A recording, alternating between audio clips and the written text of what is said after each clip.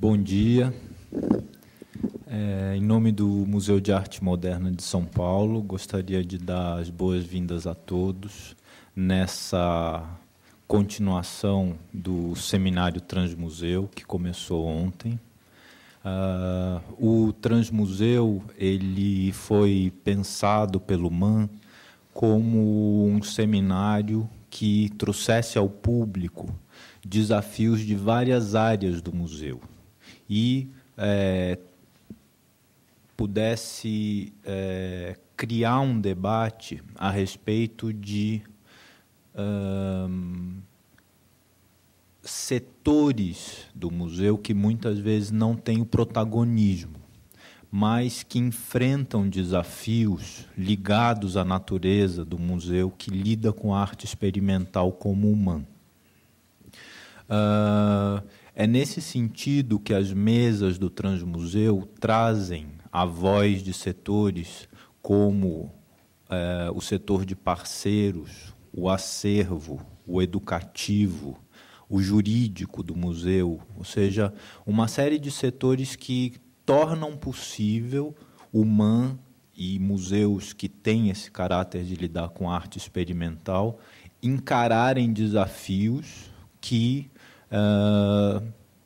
devem ser debatidos para que a instituição possa amadurecer nesses diversos campos de uma maneira integrada. Na mesa de hoje, nós vamos dar ênfase a uma discussão conexa à exposição que está nesse momento aqui no MAN, Circuitos Cruzados, que resultou numa colaboração do MAN com o Museu Nacional de Arte Moderna da França, o Centro Pompidou, e teve, da parte do Centro Pompidou, a curadoria da Christine Vanache, da parte brasileira do MAN, a curadoria da Paula Alzugaray, que está aqui conosco, que eu já vou apresentar, mas a Christine Vanache ela é curadora do Departamento de Novas Mídias do Centro Pompidou. E foi nesse sentido que a gente deu um eco com a coleção do MAN ao Departamento de Novas Mídias, mostrando aqui, a partir da seleção da Paula Alzugaray, não apenas obras ligadas diretamente à ideia de novas mídias, mas, num sentido mais amplo, outras obras que dialogavam com elas. Então, essa situação já faz com que a exposição Circuitos Cruzados traga em si mesma uma questão, que é o que são as novas mídias hoje no museu? Como definir isso? Como tratar isso? Então, nesse sentido, a mesa de hoje ela vai contar com a participação da Paula Alzugaray, que é curadora independente, editora da revista Select, e trouxe para o Brasil uma parceria importantíssima que resultou de uma residência que ela fez no Centro Pompidou. E, portanto, a exposição Circuitos Cruzados nasceu de uma colaboração real entre as duas curadoras, a Paula Alzugaray e a Christine Vanache. E o MAN se sente honrado em poder colaborar com essa parceria que não nasceu no MAN, nasceu no Pompidou, por um interesse do Pompidou sobre a arte brasileira. E, nesse sentido, a colaboração da Paula vai muito além dessa exposição. Nós também vamos ter hoje, aqui na mesa, a Lia Chaya, que é uma artista que produziu uma obra para a exposição Circuitos Cruzados, que já tem uma trajetória de produção extremamente experimental e que, portanto, traz questões para a instituição que coleciona e conserva as suas obras, e é nesse sentido que ela vem trazer questões que são fundamentais para serem escutadas pelas instituições do ponto de vista do artista, que tem a liberdade e a necessidade de criar problemas para a instituição. Então, a gente vai iniciar a mesa redonda com a fala da Paula, depois a fala da Lia, e depois nós abriremos para as perguntas do público. É um prazer enorme colaborar justamente com essa discussão, trazendo um pouco da minha experiência do processo de realização da exposição. A ideia não é fazer uma visita virtual, porque a exposição ainda está em cartaz até final do mês. Eu acho que ela é bastante autoexplicativa, enfim. O que eu gostaria de colocar aqui é a minha experiência, justamente, no trabalho com as duas instituições, né? Trazer um pouco do entorno do que foi essa experiência bastante única e pouco comum, né? Que é aproximar duas instituições de grande porte num projeto colaborativo, uma coisa que não acontece realmente todo dia e que aconteceu depois de 4 anos de trabalho e nos deu, afinal, a oportunidade de equiparar, né, uma grande coleção de arte internacional com uma grande coleção de arte brasileira. Então, acho que é um privilégio enorme ter conseguido realizar essa exposição. E eu, como coloco no meu texto curatorial, no catálogo que vai ser lançado hoje, esse projeto não só promove um diálogo entre os dois acervos, como ele nasceu propriamente de um diálogo iniciado no momento da minha residência, em 2009, uma residência de 3 meses, na qual eu me debrucei sobre o acervo do Centro Pompidou, vasculhando sobre obras que se relacionassem com uma pesquisa pessoal minha, de doutorado, uma pesquisa relacionada a arquivos e audiovisual, mas que, por ter sido um convite justamente do Centro Pompidou, eu me integrei a um programa que o Departamento de Novas Mídias tem, já há vários anos, de recepção de profissionais de todo o mundo. Então, eles recebem realmente curadores e pesquisadores do mundo inteiro para esse programa de residência, e realmente, com grande generosidade, abrem o acervo deles para suas pesquisas pessoais, e não havia, naquele momento, uma expectativa de gerar um resultado prático. O trabalho sobre uma curadoria nasceu realmente a partir do momento em que eu percebi que havia um interesse muito grande do Departamento de Novas Mídias sobre a produção videográfica do Brasil e também havia uma lacuna naquele departamento de que eles nunca haviam conseguido trabalhar com o Brasil, nem com uma instituição brasileira. Então, foi um desafio, tanto para mim quanto para a Christine Vanache, conseguir criar um novo modelo, na verdade, de exposição, para que essa exposição se viabilizasse. Porque, normalmente, o Centro Pompidou trabalha com 2 modelos de exposição. Eles, de um lado, emprestam obras avulsas do acervo para exposições que são montadas por outros museus. Por outro lado, eles montam exposições, organizam exposições e comercializam essas exposições por inteiro, quer dizer, e essas exposições itineram em vários países do mundo, várias cidades do mundo.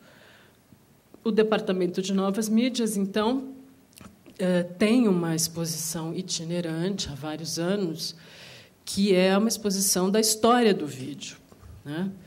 Essa exposição já viajou para Israel nos últimos 2 ou 3 anos, quer dizer, em poucos anos já viajou para Israel, Barcelona, Istambul, Havana, Buenos Aires, enfim. É uma exposição que está sempre, quase sempre, na rua, né? E o Brasil era um alvo, digamos assim. Eles tinham muita vontade de mostrar aqui, mas nunca haviam conseguido negociar essa exposição com nenhuma instituição, dados os altos valores cobrados por essa exposição. Esses valores não são divulgados pela instituição, mas a gente sabe, segundo o último relatório de atividades do Centro Pompidou, que está publicado no site da instituição. Deixa eu só colocar aqui. Essa é a comunicação visual, a identidade visual da nossa exposição. Segundo, então, o último relatório, desde 2007, as exposições fechadas se tornaram uma importante fonte de receita. A prática se tornou comum a partir da implementação de um plano de dinamização de recursos próprios criado pelo museu, a fim de diminuir seu grau de dependência de subvenção do Estado e aumentar o seu orçamento, que, segundo os curadores dos diversos departamentos, é très réduit. Segundo o mesmo relatório, a geração de receitas próprias cresceu 50% em 4 anos, graças, sobretudo, à itinerância de exposições, mas também a ações de mecenato, edições, etc. As itinerâncias assistiram a um crescimento de 155% entre 2007 e 2010, e as receitas do museu mais que dobraram nesse período, passando de 1,4 milhões de euros em 2009 a 3,1 milhões de euros em 2010. Só neste ano de 2013, há 3 itinerâncias do Centro Pompidou previstas para acontecer no Brasil.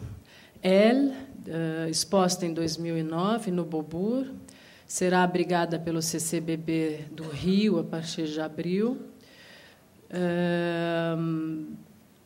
Depois teremos também a exposição monográfica do Jean-Luc Godard no Futuro Flamengo do Rio e a mostra Video Vintage, uma seleção de vídeos históricos do Centro Pompidou, de 1963 a 1983, curada pela Christine Vanache e a Florence Parrot, curadora do departamento. A exposição que esteve em Paris no ano passado, depois foi para o ZKM na Alemanha, virá ao Futuro Belo Horizonte. No entanto, no momento da minha residência em Paris, o departamento não havia conseguido ainda trazer nenhuma exposição para o Brasil. Esse nosso trabalho, então, gerou um modelo híbrido, que seria um modelo que parte do empréstimo de obras, porém, não é para uma curadoria realizada inteiramente por outra instituição, mas para uma curadoria realizada em colaboração, uma curadoria compartilhada, assinada por ambas instituições.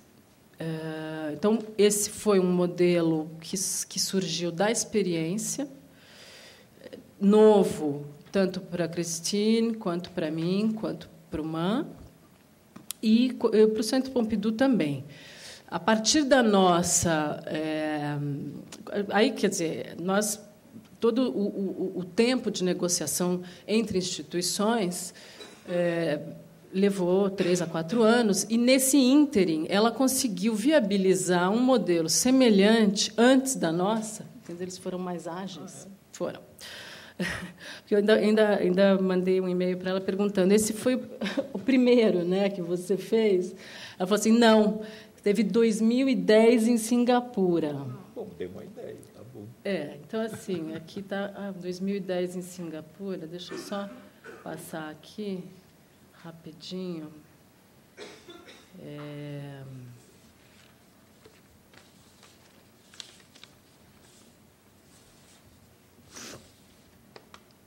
uma exposição.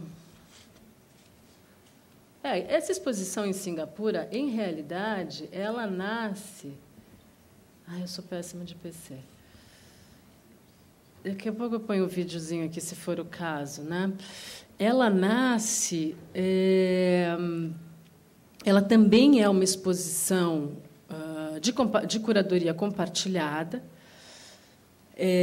porém, ela tem uma... Não sei se é o caso de mostrar aqui. É mais para ilustrar, para não ficar também uma palestra tão assim, né? Só... Aí vocês vão reparar que tem algumas obras muito semelhantes. Nessa exposição tem também Peter Campos, tem também Dan Graham, tem Nam June Paik, são artistas que estão na nossa exposição também. No entanto, ela é uma exposição 1965 a 2010. Ou seja, é uma exposição no modelo histórico, cronológico, que o Centro Pompidou está acostumado a trabalhar.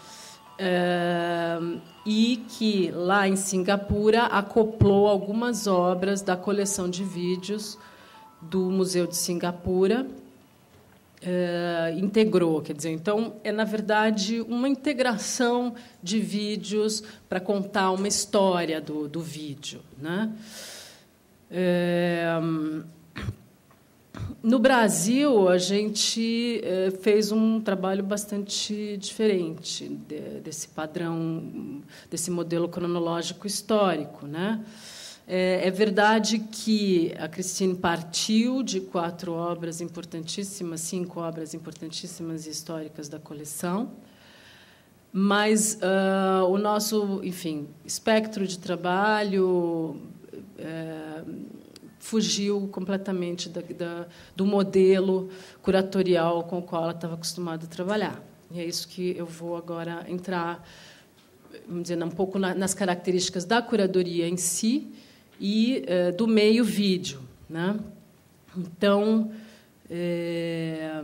ela até comenta, assim, vou até citar uma fala dela que ela deu para uma jornalista, para Gabriela Longman, do Valor Econômico. Ela fala que na Europa trabalha-se de maneira muito cartesiana e que aqui se criam outras possibilidades de relação entre obras e se criam outros modelos. Então, realmente, houve uma quebra de paradigma, digamos assim, para uma estrutura já padronizada, um paradigma do Instituto, do Centro Pompidou, particularmente, né? Óbvio que a gente tem instituições que trabalham de forma mais experimental na Europa, óbvio, né? Mas o Centro Pompidou ainda tem um pouco esse padrão muito cartesiano, como diz a Christine. Então, para a gente entrar nas características da exposição, seria interessante eu falar só um pouquinho do meio vídeo, já que é uma exposição de novas mídias.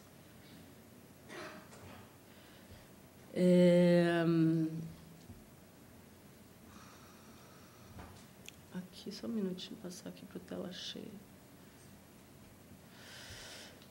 Bom, o vídeo é incorporado ao repertório de práticas artísticas no início dos anos 60. 63 é um ano considerado chave para a história do vídeo, devido a 2 acontecimentos: a instalação do Wolf Vostell em uma galeria nova-iorquina, onde ele associa 6 monitores de TV a happenings e performances. E, no mesmo ano, o pesquisador de música eletrônica na Alemanha, Nam June Paik, realiza sua primeira exposição em uma galeria em Wuppertal.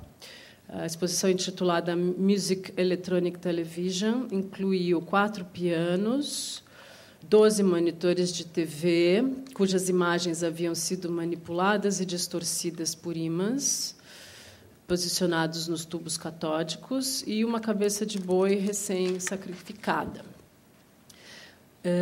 2 anos depois desse evento, bastante alinhado ao Fluxus, o Pike, já vivendo em Nova York, realiza Moon is the Oldest TV, de 1965, essa obra que está exposta em Circuitos Cruzados, um manifesto contundente e poético sobre o efeito encantatório e magnético das comunicações eletrônicas sobre a vida moderna. Na esteira de Pike e Vostell, formou-se uma primeira geração de artistas interessados no uso crítico das tecnologias de comunicação, alguns mais focados na experiência perceptiva espacial, a partir dos circuitos fechados de vídeo, como Bruce Nauman e Peter Campos, outros na experiência espacial e temporal, como Dan Graham. Essa primeira geração do vídeo alcançaria reconhecimento institucional apenas 10 anos depois, em exposições na Serpentine Gallery de Londres, na Documenta 6 de Kassel, em 77, em exposição do vídeo japonês realizada no MoMA, em 1979, na Tate Gallery, em 81, e no Whitney Museum, em 82, uma retrospectiva de Nam June Paik. Mas, embora esses grandes museus, Whitney, MoMA e Tate, tenham incluído o vídeo na sua grade de exposições, foi o Centro Pompidou que formalizou antes o reconhecimento do meio, instituindo, em 1982, o Departamento de Novas Mídias.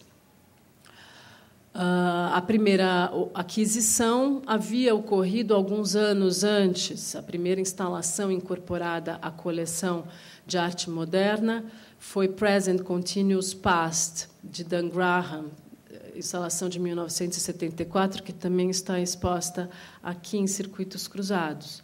Adquirida em 1976, mesmo ano da integração do Museu Nacional de Arte Moderna ao Centro Pompidou.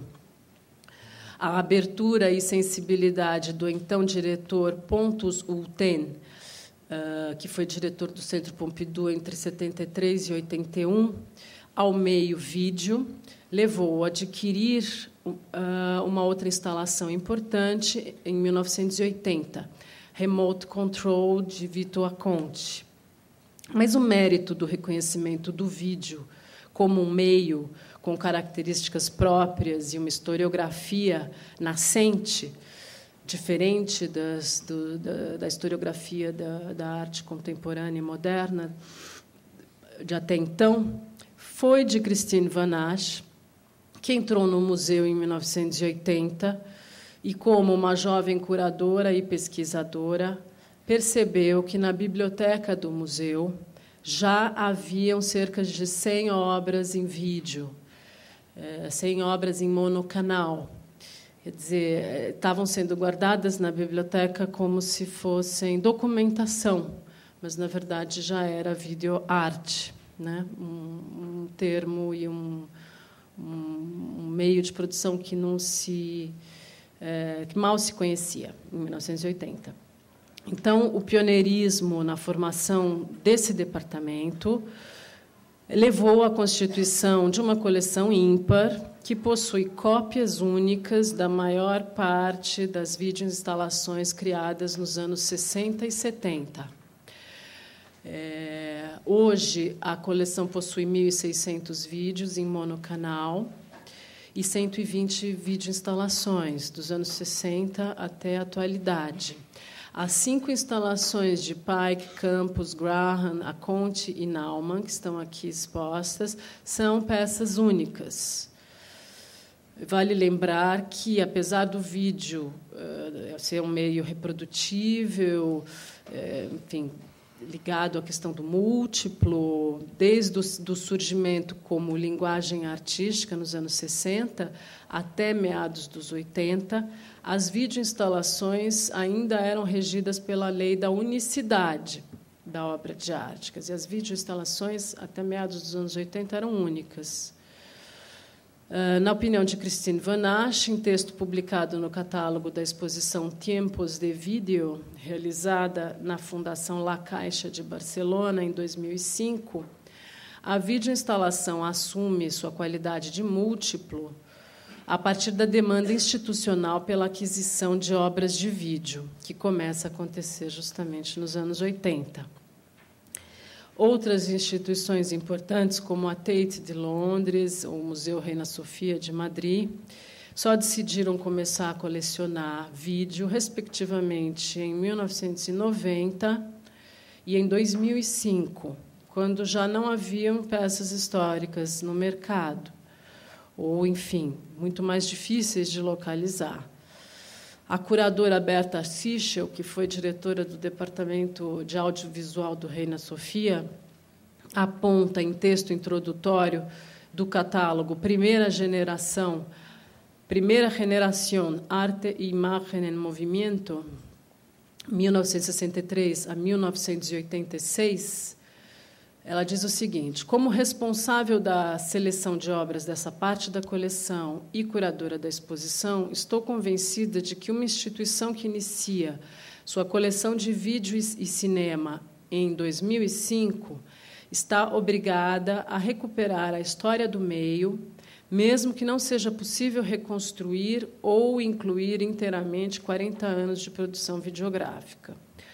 O custo excessivo foi um obstáculo em alguns casos. Em outros, independentemente de questões econômicas, o problema foi a impossibilidade de localizar trabalhos pioneiros-chave.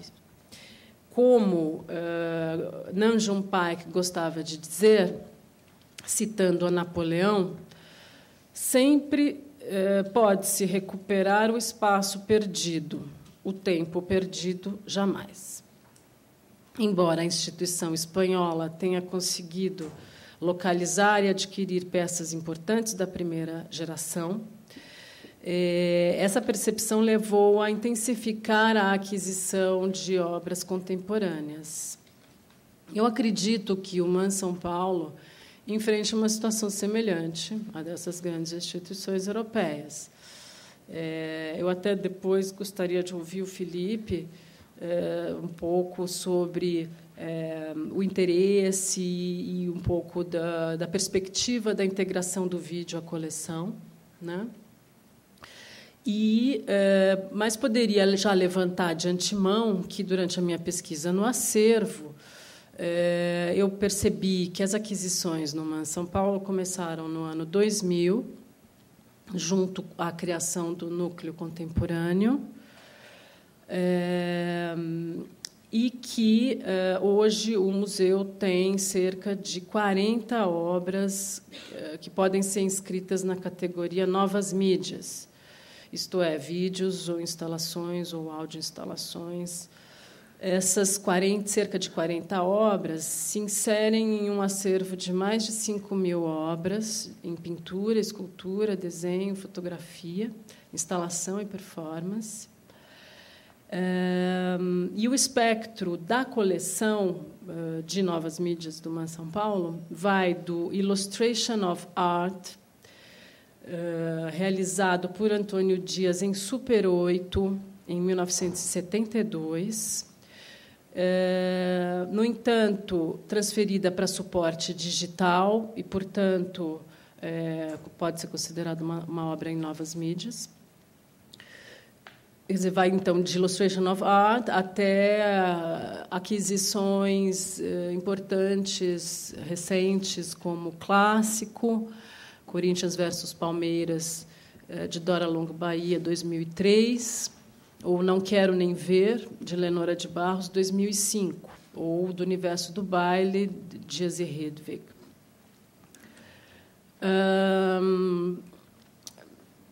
Eu só devo apontar também mais uma característica do meio, vídeo, novas mídias. A gente considera, então, Antônio Dias, mesmo que realizado em Super 8, uma obra de novas mídias, meio que citando a definição que o Lev Manovic dá aos novos meios, in the language of the new media.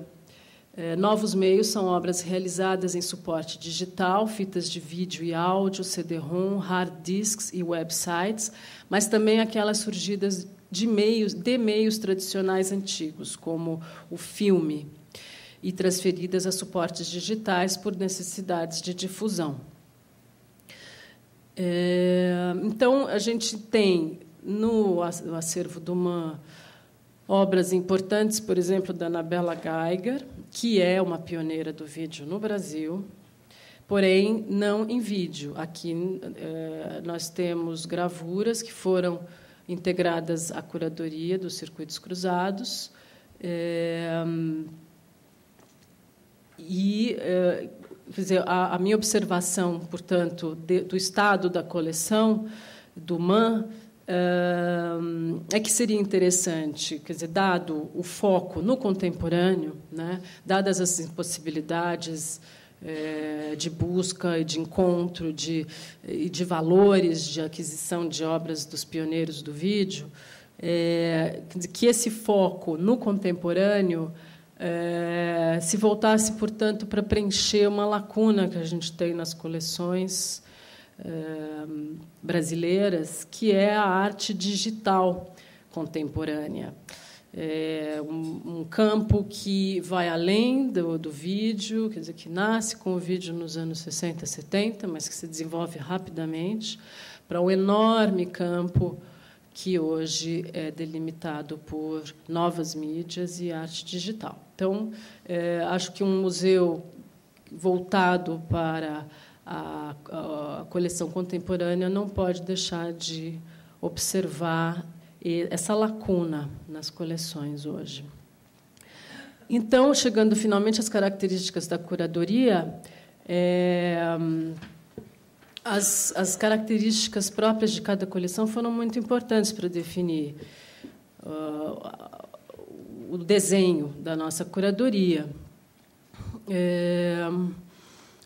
Então, quer dizer, lembrando, o Centro Pompidou, como dono de uma grande coleção de vídeo, costuma organizar exposições para contar a história do vídeo para o resto do mundo, né?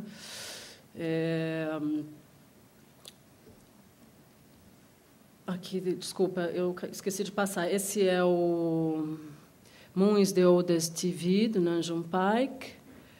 Aqui é Present Continuous Past, de Dan Graham.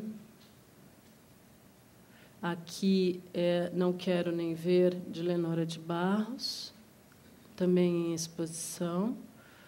The Illustration of Art, de Antônio Dias.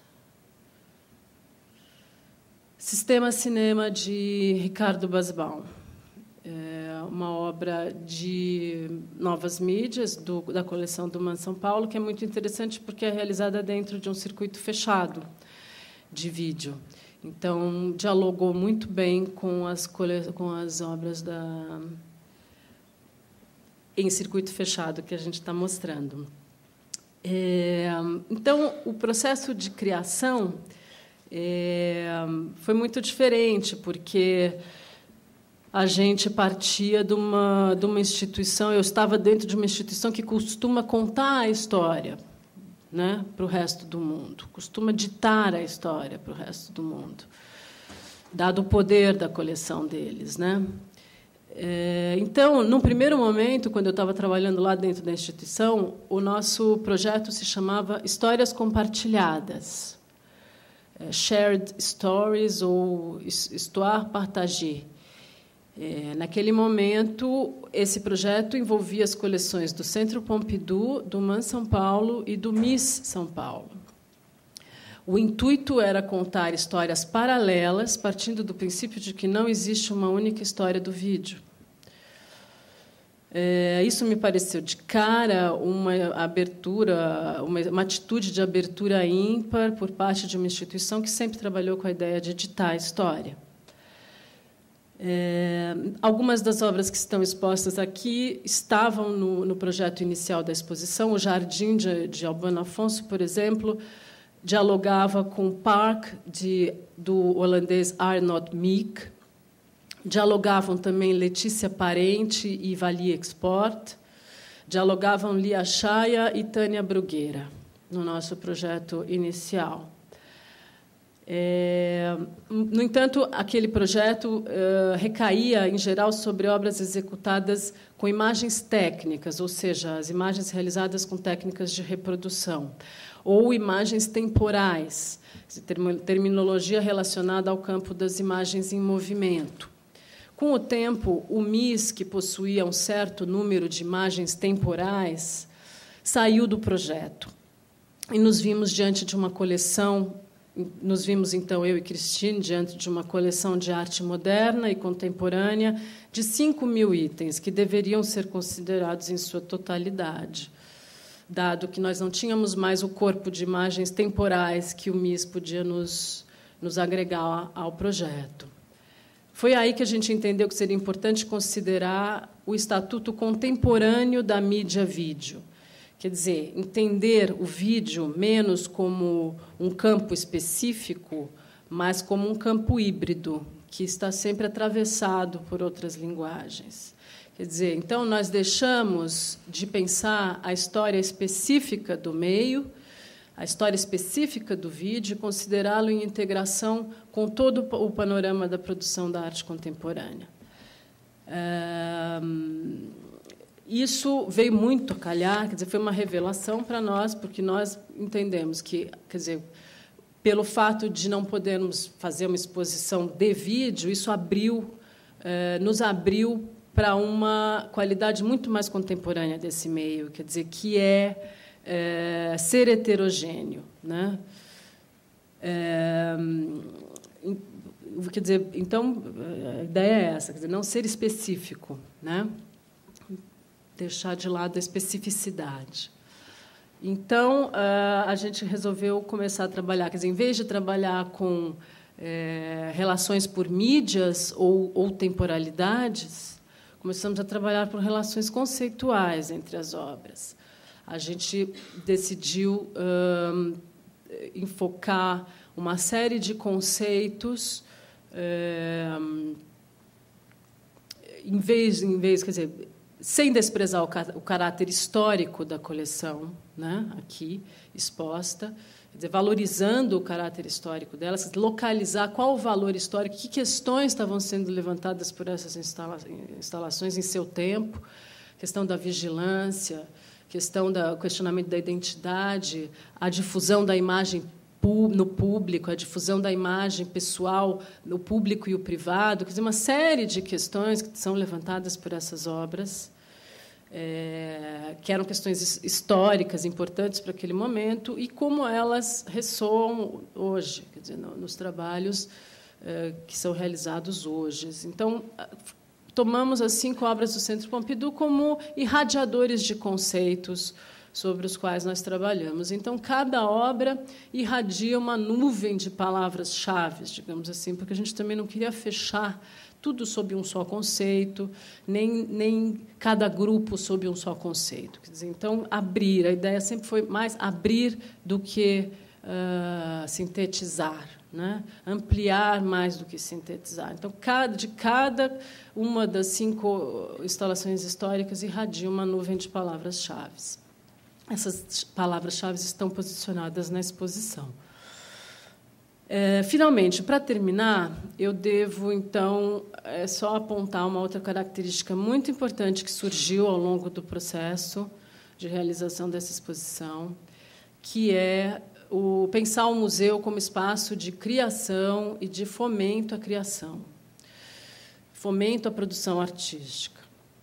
Esse é um item que todos os museus têm discutido, é uma pauta atual e não só atual, quer dizer, há 40 anos discute-se isso, mas cada vez mais importante, mais atual, e que surgiu também aqui, porque, enfim, quando eu trabalhei lá, percebi que o Departamento de Novas Mídias contribuiu para a produção de numerosas obras comissionadas. Várias obras da coleção foram encomendas da instituição. O Stan Douglas, a Mona Hatoum, o Chris Marquet realizaram suas primeiras instalações audiovisuais graças a projetos encomendados pelo museu. Muitos deles trabalharam dentro das instalações do próprio museu, que, desde o seu projeto inicial, nos anos 70, criou estúdios audiovisuais e estúdios de pesquisa digital nos seus porões. O Pompidou é incrível, porque ele tem toda aquela, né, aquela monumentalidade, e ele é quase tão profundo quanto para baixo da terra, e lá embaixo da terra ficam os estúdios de produção.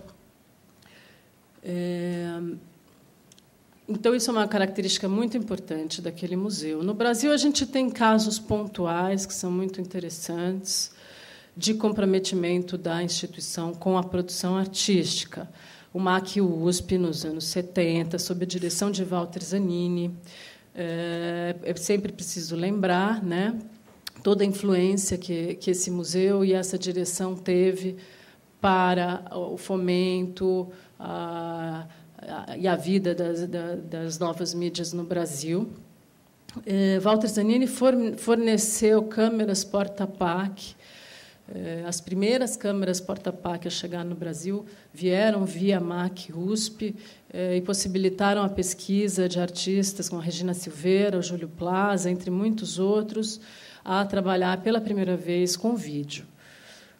Mais recentemente, é preciso salientar também a instauração do LabMIS, um laboratório no Museu de Imagem e do Som de São Paulo, com oficinas, equipamentos para a produção de obras em novas mídias de ponta, dentro de um programa de residências. Foi um projeto implementado há alguns anos, sob direção da Daniela Bolso, e eu não sei como está atualmente esse projeto. Eu espero que ele esteja ativo. Não tive tempo, infelizmente, de pesquisar o estatuto do projeto hoje, antes de vir fazer a mesa, mas é um projeto muito importante instaurado recentemente, quer dizer, de fomento à produção artística em novas mídias dentro da instituição.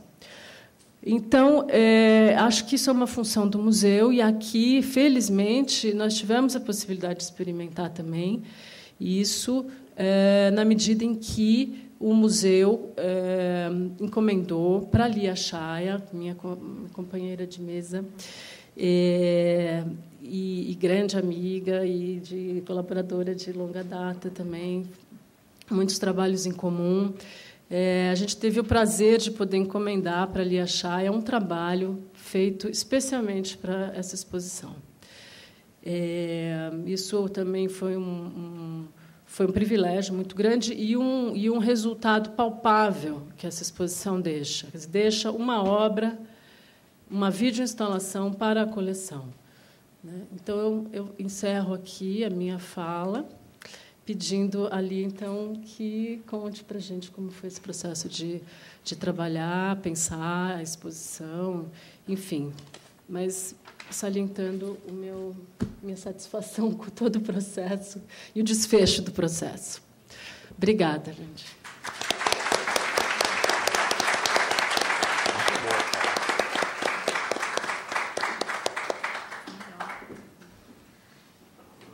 Agora é minha vez, né?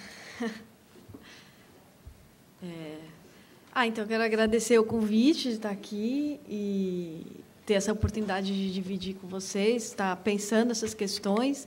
Muita coisa que eu vou falar agora, eu vou estar pensando junto. Então, é bom poder falar, né? Porque, diferente de só pensar e anotar, quando a gente expõe, muda tudo. Então, agradecer primeiro o convite de estar falando aqui hoje e o convite da Paula, quando ela me mandou um e-mail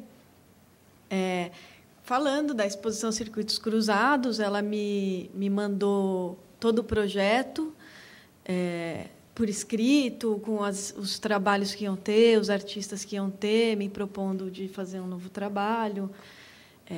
Eu já respondi aceitando, e então a gente marcou um encontro.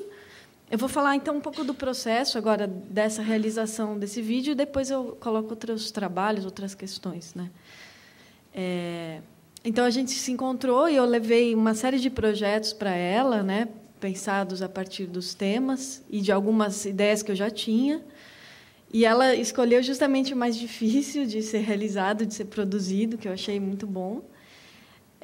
Então, aí eu tive... Foi pouco tempo, né? Assim, na verdade, que a gente teve para produzir. Foram cerca de uns 3 meses, né?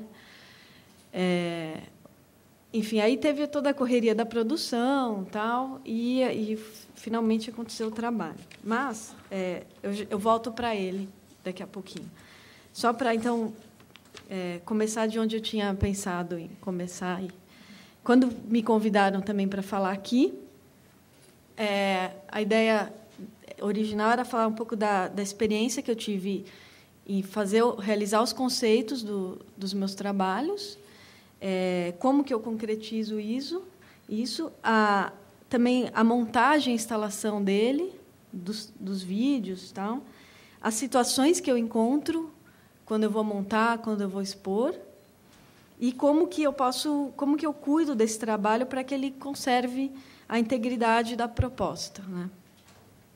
E muitas vezes também essa desmontagem do trabalho, né, que eu acho que também é importante nessa realização.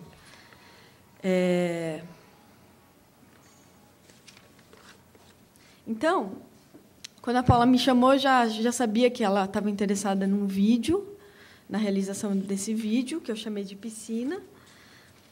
É a primeira vez que eu mostro duas projeções simultâneas. E muito do conceito também do trabalho, quando eu realizo esses trabalhos, eles vêm junto com a realização do trabalho, né? Também vou apresentar um pouco o meu trabalho, assim, que eu venho realizando desde 2000, é relativamente recente, então minha experiência não é longa ainda, né? Tem muito chão pela frente, mas tem me interessado muito justamente em misturar as mídias, esse hibridismo que a Paula falou, né? Que o vídeo ele é bastante aberto a essa realização híbrida de misturar a performance com a fotografia, mas também o hibridismo de uso das técnicas, dos materiais, né? Então, desde usar papel de seda sobre parede, usar massinha de modelar que cai, que amarela, usar a fotografia, a performance. Então, todas essas mídias me interessam, e a mistura delas também. Então, quando a gente fala também de uso das tecnologias, eu penso muito nessas, além do vídeo, né, tem corte a laser, tem a fotografia, tem o Xerox, tem outras tantas mídias que eu tenho percorrido aqui, né? Então, vou falar um pouco do conceito. Bom, já falei do vídeo da piscina, né? Então, vou falar um pouco do vídeo da piscina que está aí, e depois eu vou para um outro vídeo que foi bem do começo do meu trabalho, que está no Instituto Tomiotaki agora, que é o Desenho Corpo. Então, eu acho legal que os dois estão em exibição agora. E mudou muito o jeito, né, de filmar, o jeito de mostrar. Esse vídeo, então, foi feito esse ano, no finalzinho do ano passado, e finalizado esse ano. Quase todos os vídeos eu uso o meu corpo, os meus vídeos, e mesmo para pensar meu trabalho, eu uso muito o corpo, porque eu acho que o corpo, ele também, quando eu faço alguma coisa, quando eu estou agindo, eu estou aprendendo com o mundo também, eu estou assimilando o que acontece ao meu redor através do corpo e interferindo também no redor, no entorno. Então, eu gosto muito da experiência de fazer. Eu percebo muito o mundo através do corpo, né? E estudo ele, pratico algumas aulas que lidam com a ideia do corpo. Então, os dois vídeos também que eu vou falar um pouco têm o corpo, né? E uma das questões que a gente conversou, eu e a Paula, foi a ideia de trazer a performance para o vídeo, né? Então, o vídeo aqui, ele tem a ideia, a performance também, né, inserida nessa imagem, né? Então, está aí a outra ideia do hibridismo. E, para mim, ele é um grande desenho. Essa piscina, muita gente acha que eu fiz ela digital, né? Tem gente que acho que eu encontrei ela pronta e que ela é uma imagem digital. Poderia usar essa técnica mais aprofundada de mexer na imagem através do computador, mas eu gosto muito de estar presente, de estar fazendo. Então, eu que criei essa piscina, né? Ela é uma piscina normal, com as raias todas retas. E, então, eu fui lá e medi as lajotas, fui várias vezes, fiz teste com material que podia funcionar. E, no final, é o segredo, mas eu vou falar aqui em público e tal, eu usei umas tiras de borracha que caíram, que afundaram na piscina, e, com isso, eu criei outras raias, outros caminhos, outros circuitos, né? Quebrei essa linearidade.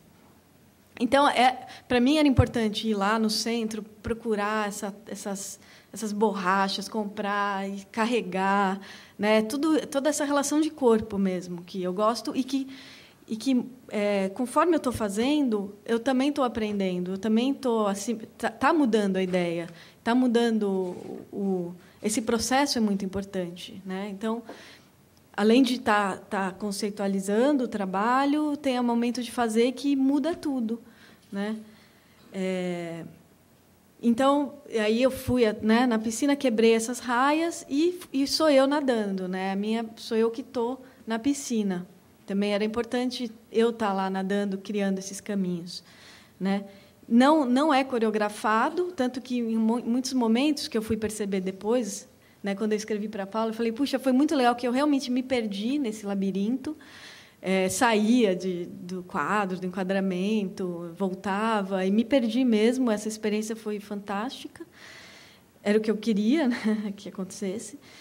E, enfim, então estou falando disso para... Aí, nesse vídeo, eu chamei uma amiga fotógrafa de cinema, que é a Fernanda Tanaka, tive o maquinista, teve toda uma produção muito grande assim, para fazer os mergulhadores que me ajudaram a colocar as borrachas, né? Mudou na hora, eu tinha feito um desenho e ele mudou o desenho da piscina, porque mudou o enquadramento. Então, eu estava aberta a isso, né? Então, meu trabalho, eu tento estar muito aberta aos acasos que acontecem na hora da realização, e assimilar e aceitar isso.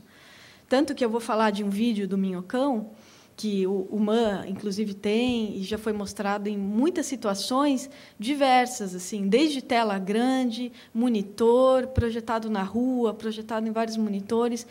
Então, para mim, assim, até é muito aberto, às vezes, o jeito que eu mostro o trabalho. Eu tento facilitar, na verdade. Eu não é muito... os trabalhos que eu faço, não é assim, tem que ser projetado com tal projetor no tamanho específico, né? Claro que projetado eu acho muito mais interessante porque ganha essa relação do corpo. Em algumas situações de vídeo, onde eu trabalho com a escala, também é legal porque a figura humana vira um gigante, né? Mas, então, essa abertura que eu tento dar na hora de produzir, no processo, e na hora de mostrar também. Os trabalhos, eu vou mostrar também um outro trabalho pelos tubos, até posso ir mostrando enquanto eu falo, para não me perder, porque eu faço anotação, só que eu começo a pensar outras coisas no caminho. Esse é o Minhocão, né? Enfim, então, às vezes, para mim mesmo, é difícil quando eu tenho que fazer um roteiro de como montar o trabalho. Porque varia muito com a arquitetura do lugar, com a luz que tem. E eu tento facilitar, assim, porque eu sei que, às vezes, é muito difícil encontrar tal projetor, né, ou uma parede perfeita. E eu acho interessante também lidar com esses acasos e poder mudar o trabalho um pouco na hora. E foi o que aconteceu com o Piscina. A gente mudou todo o desenho na hora, e que eu acho que isso que é legal também, quando você vai executar o trabalho, como ele muda. Por isso que eu acho legal estar fazendo, acho interessante. E esse vídeo, então, teve toda essa equipe que me ajudou. E aí eu usei essa câmera GoPro, que eu nunca tinha usado também, que eu acho que é uma super tecnologia também, você colocar uma câmera que entra na água. Então, eu usei ela aqui na testa, que eu queria mostrar essa imagem do nadador que procura essas linhas que... imagem. É. Eu acho que você...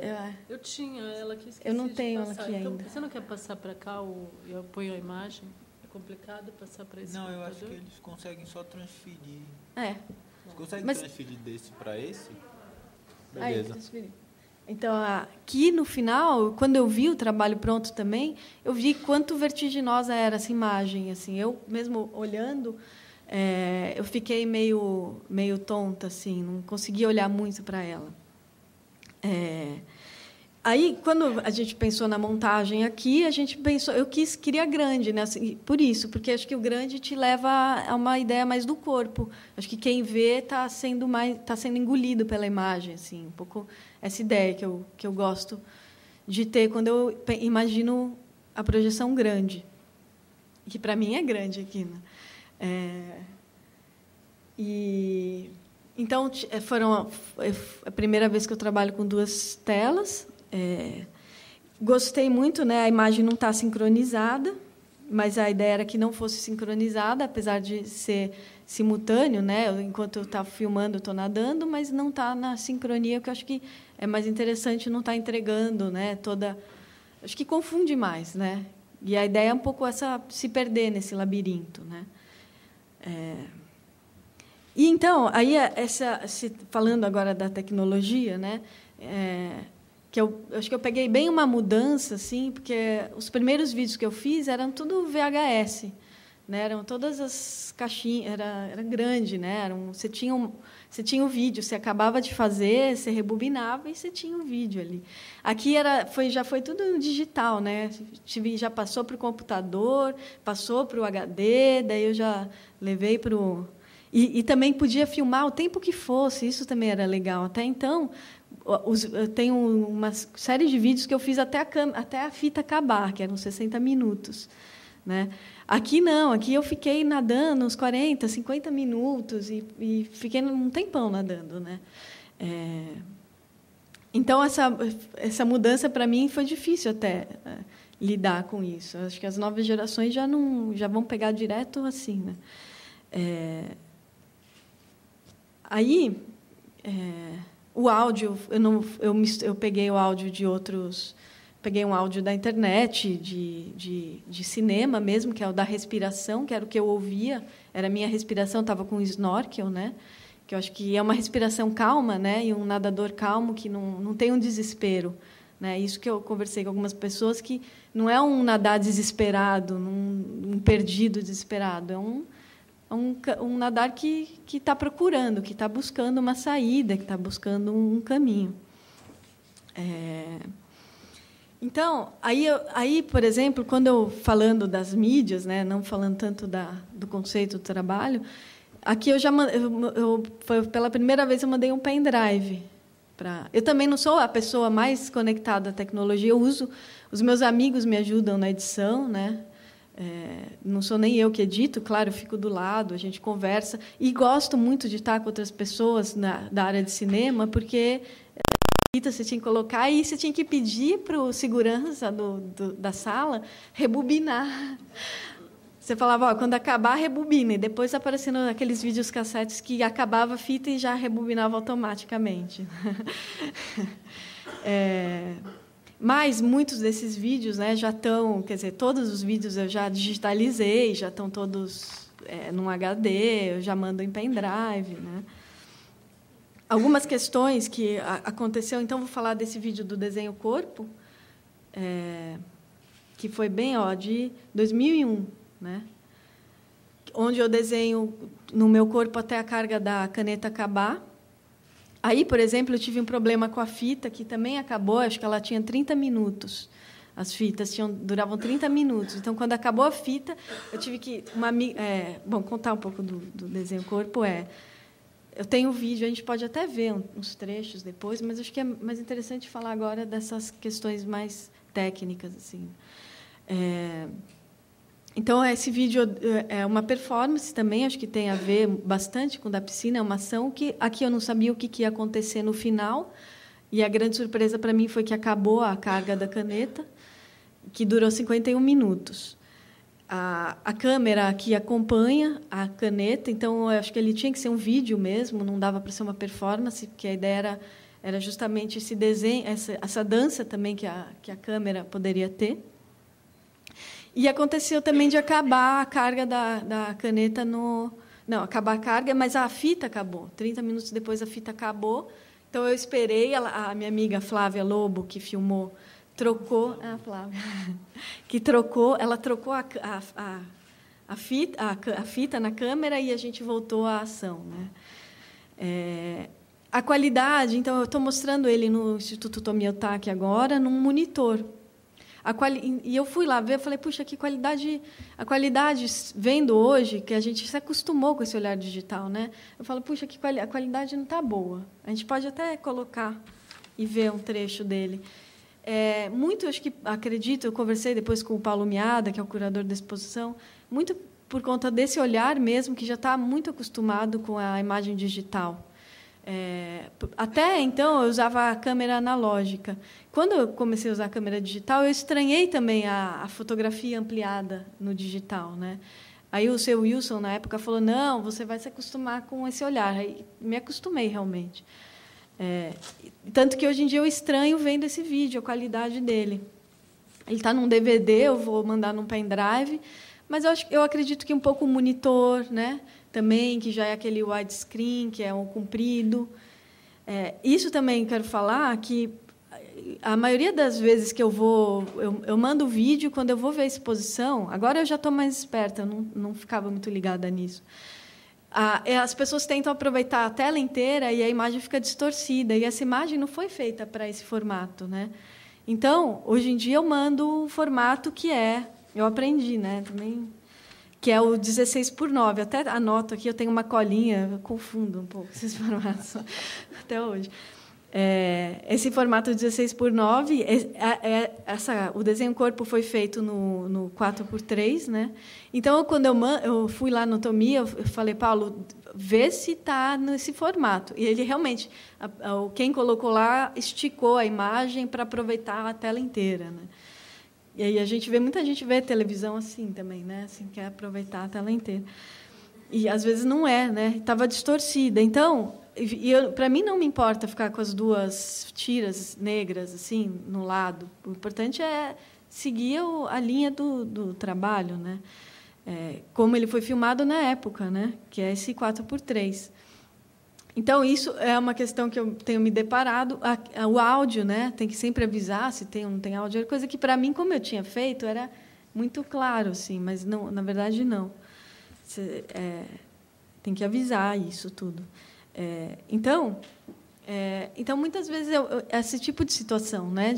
Da imagem estar deformada para acompanhar o monitor, ou, nesse caso, que a imagem já é um pouco, já perdeu, né? E ela não foi feita, talvez, para passar na qualidade que a gente tem hoje de tela desse monitor. Então, ela fica parecendo muito antiga. E está em exposição agora, né? Foi recente. Outra que eu ia falar um pouco, desse vídeo Minhocão, que ele já foi mostrado de várias maneiras, até trouxe aqui um pouco os jeitos que ele foi mostrado. Aqui, isso é uma outra questão. Aqui foi na Bienal de Istambul, em 2007, e então as caixinhas do lado, sabe? Você nem sempre fica satisfeito, mas eu acho que para mim, por enquanto, né, nesses trabalhos, acho que a ideia está no vídeo. Não necessariamente, não é uma videoinstalação que precisa ter X tamanho, né? Ainda não, né? Mas eu acho que em algum momento eu posso chegar a realizar um trabalho assim. Claro que a condição de luz nem sempre é satisfatória, mas a ideia é isso que eu falei. O vídeo está aqui, a ideia dele, né? A força dele continua existindo, tanto que muita gente veio falar comigo. A partir daí, eu fui convidada para outras exposições com esse mesmo trabalho, né? Aqui, uma exposição na Holanda, que eles projetaram na rua, perto de uma estação de trem, que eu acho que foi incrível, uma super projeção, e na Holanda era um evento só de luz, né, Glow, né, Fórum de Luz e Arquitetura, né? Então, eles tinham uns projetores maravilhosos, aqui né, podia ampliar e ficava perfeito, escuro, era na noite, numa paredona no meio da rua, numa estação de trem, lugar de movimento, e toda essa caoticidade, né, São Paulo caótico, essa cidade caótica que sai, né? Aqui, para mim, né, quando é grande, eu acho interessante que tem essa ideia da inversão de escala, onde essa figura, que sou eu também, né, é um gigante que cospe a cidade, que tira a cidade das entranhas. Também com muita calma, com serenidade, não é um tirar desesperador, assim. O minhocão, só para falar desse hibridismo que a Paula falou também, que o vídeo dá, só para mostrar como foi realizado, né, o trabalho, por quantas mídias ele passou. Primeiro eu fui no minhocão, né, uma experiência que eu acho que é muito interessante, que é passear pelo minhocão no final de semana. Então, já tem esse desacelerado que o carro te dá, né? O carro você passa sempre rápido, aqui você está andando, é uma relação de corpo também muito forte.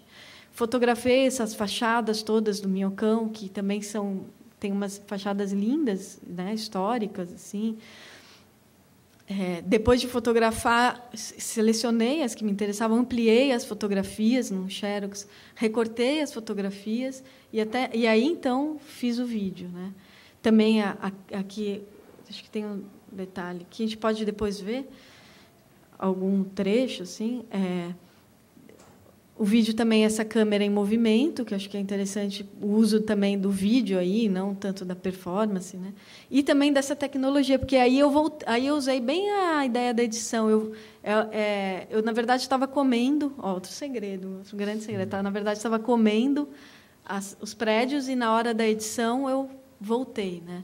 Acho que uma característica que eu do meu trabalho que eu venho percebendo na hora de fazer o vídeo, tudo, eu uso pouco da edição, na verdade. Eu ainda não utilizo tanto dessa linguagem de editar muito. Eu tento ser muito direta, assim. Eu filmo e coloco o que filmou, assim, ou plano sequência, né? Até hoje eu não usei muito porque eu tenho receio de ficar muito ficar muito como que se diz? Esqueci, me veio. Fascinada com as edições e só editar e não ter muita ideia ali, né? Então, por enquanto, ainda estou aprendendo assim a lidar com as possibilidades que a edição permite, né?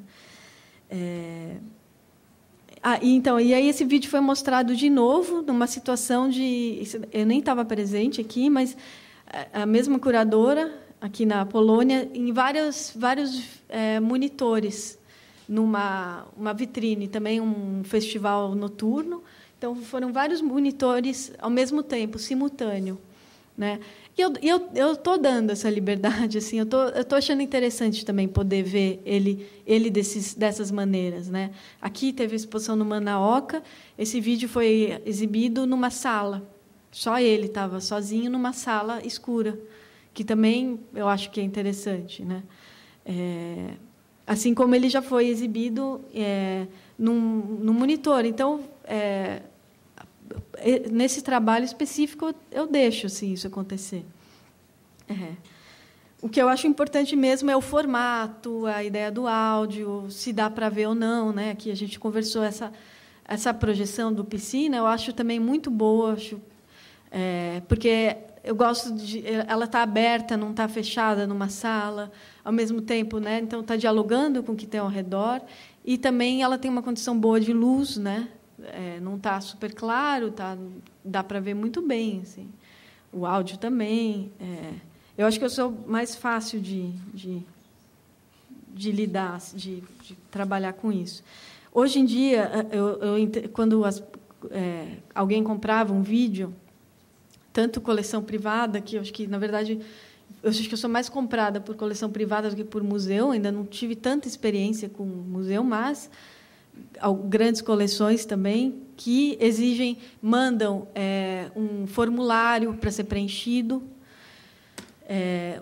Por exemplo, teve uma série aqui,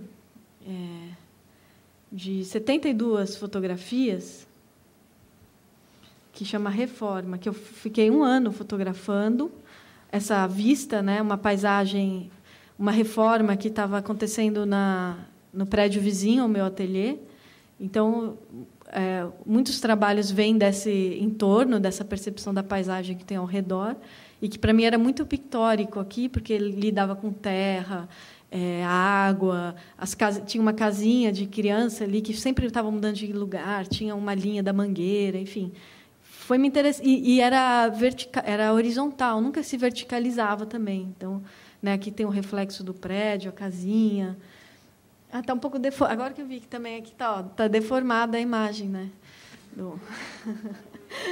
Mas tudo bem, acho que é uma questão de mexer aqui, mas acho que está dando para ver. Então, vamos supor, esse trabalho foi comprado por uma instituição grande e eles me mandaram... São 72 fotos. Aqui eu mostrei em linear, né? Então, eles perguntaram que tipo de moldura... Pode moldura? Que tipo de moldura fazer? Quais outras possibilidades de mostrar esse trabalho, além de ser linear? Ele pode ser mostrado pela metade? Pode ser selecionado? Quais fotos a gente pode selecionar? Se está laminado, não está laminado? Que tipo de ampliação? Que papel fotográfico onde que está colado esse papel? Todas essas questões, então, eu tive que preencher o conceito do trabalho, que aí acho que é a parte também interessante. Então, eu recebo esse tipo de formulário assim, para preencher. Vídeo também, outra coleção que comprou uma série de vídeos, quem mais tem esse vídeo, que lugares foi exposto, que eu estou mandando, né? Estou mandando o quê? Então, eu até trouxe aqui... eu nunca soube, assim, antes eu mandava o DVD, imagina. E DVD hoje a gente vê que é super, né, se perde, né? Daí comecei a mandar uma fitinha DV, mas que também agora ninguém mais tem essa câmera DV, né, para ter a fitinha. E acho que ela deve, se você não usa, ela deve ficar toda grudenta. É muita mudança, né? E eu não sou também a pessoa que mais acompanha assim essa mudança toda. Então, hoje em dia, o que eu faço eu mando 2 DVDs para poder ver em casa, né? Expor em alguma situação, mostrar, não sei, para poder ver, curtir o trabalho. E um pendrive, eu mando isso. E um pendrive e as especificações de como... esse formato, que eu acho que é fundamental, se é 16:9, 4:3. Se tem áudio, não tem áudio. Por enquanto, eu deveria me preocupar mais com o tamanho que eu quero mostrar. Eu sempre peço grande, né? Eu sempre peço grande, mas a gente dialoga, né? Acho que o Brasil a gente vai dialogando. Não dá para ser muito fechado para mim, senão eu enlouqueço. Assim. Então, daí agora eu comecei a fazer uns saquinhos, assim, onde eu ponho os DVDs e aqui está Skeleton Dance, que é um vídeo. E onde eu coloco os 2 DVDs e o pendrive e o formulário que me mandam. Se não me mandam formulário, eu escrevo algumas coisas assim. O que mais que eles falam, né?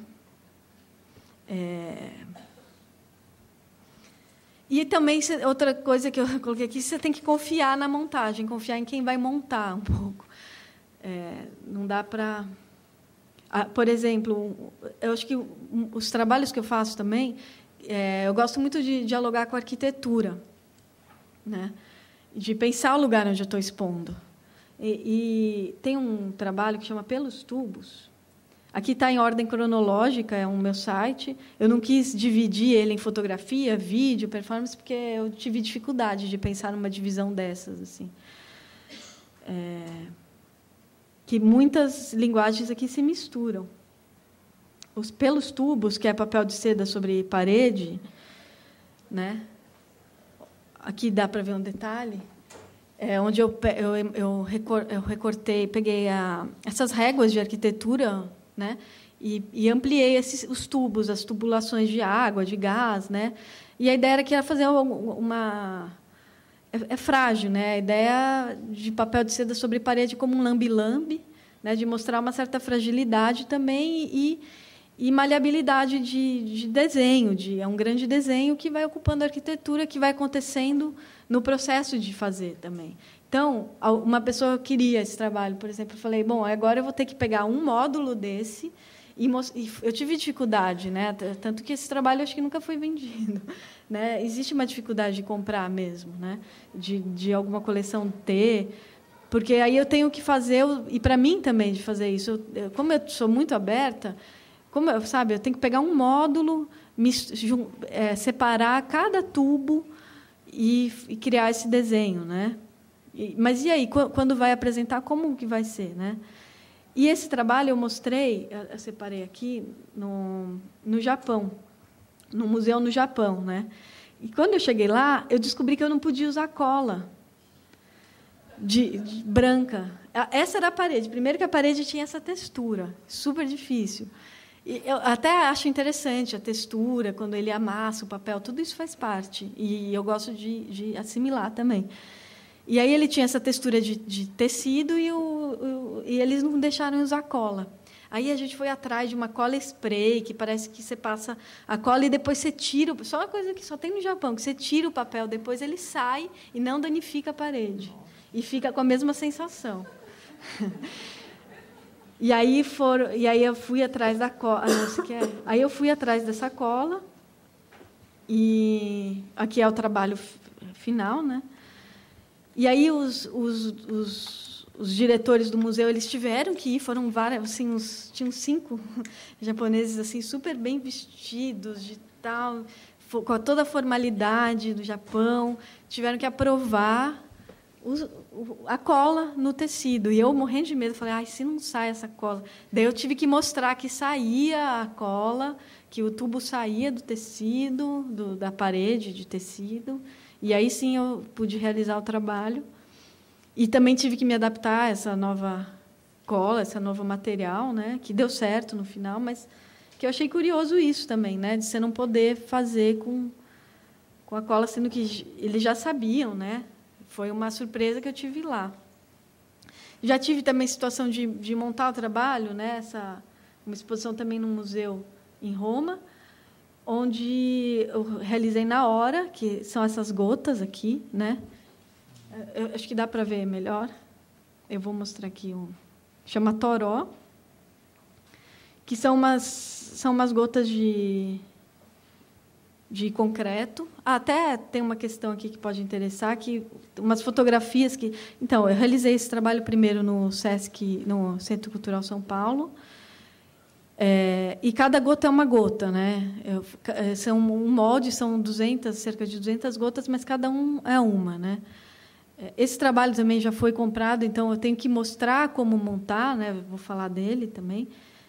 Enfim, me interessa que cada uma seja uma, porque dá outra vibração para o trabalho, né?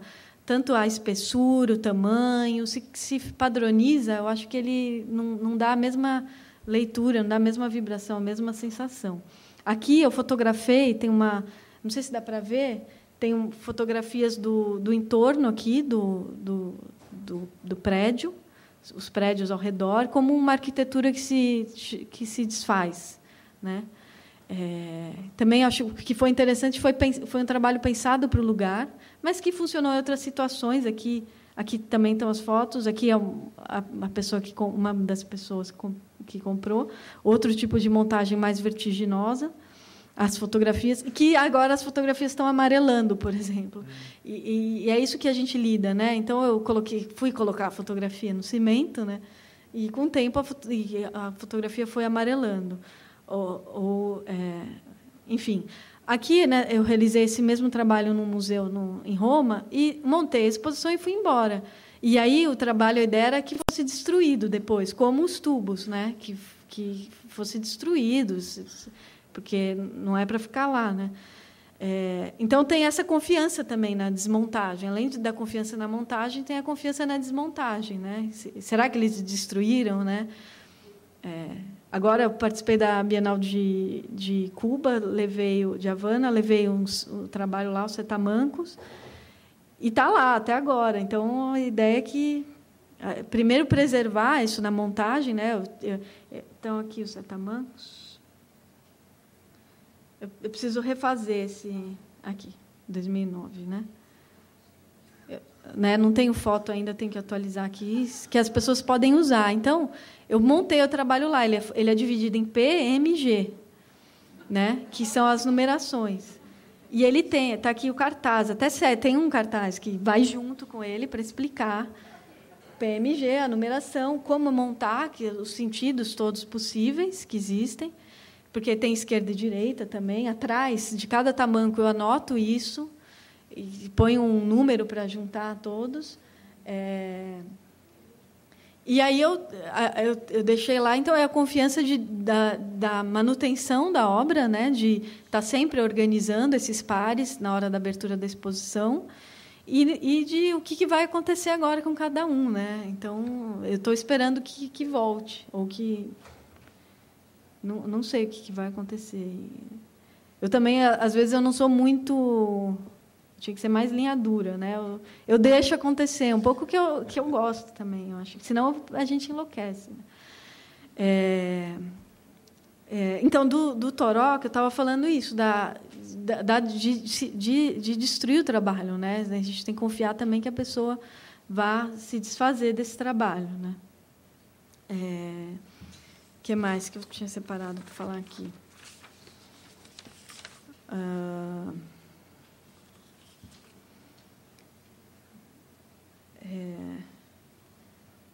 E dessas surpresas do Toró e do tubo, né, que aconteceu isso de não poder usar a cola no lugar.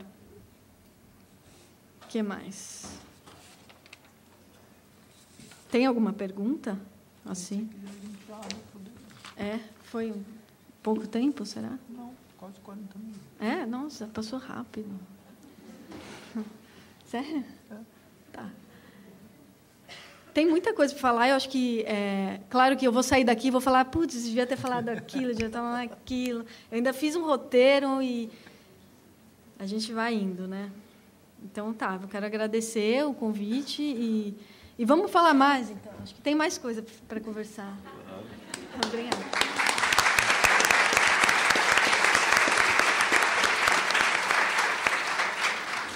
Bom, agora a gente vai abrir o debate e eu gostaria, na verdade, de começar respondendo a pergunta da Paula sobre a perspectiva, né, de continuação da coleção do MAN na área de vídeo, né, mais especificamente. O MAN ele não tem uma linha de aquisições pautada por técnicas, na verdade.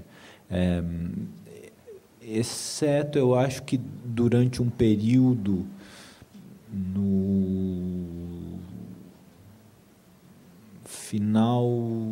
na segunda metade dos anos 90 e começo dos anos 2000, onde houve um esforço consciente por ampliar o acervo de fotografia, que coincidiu também com a criação do Clube de Colecionadores de Fotografia.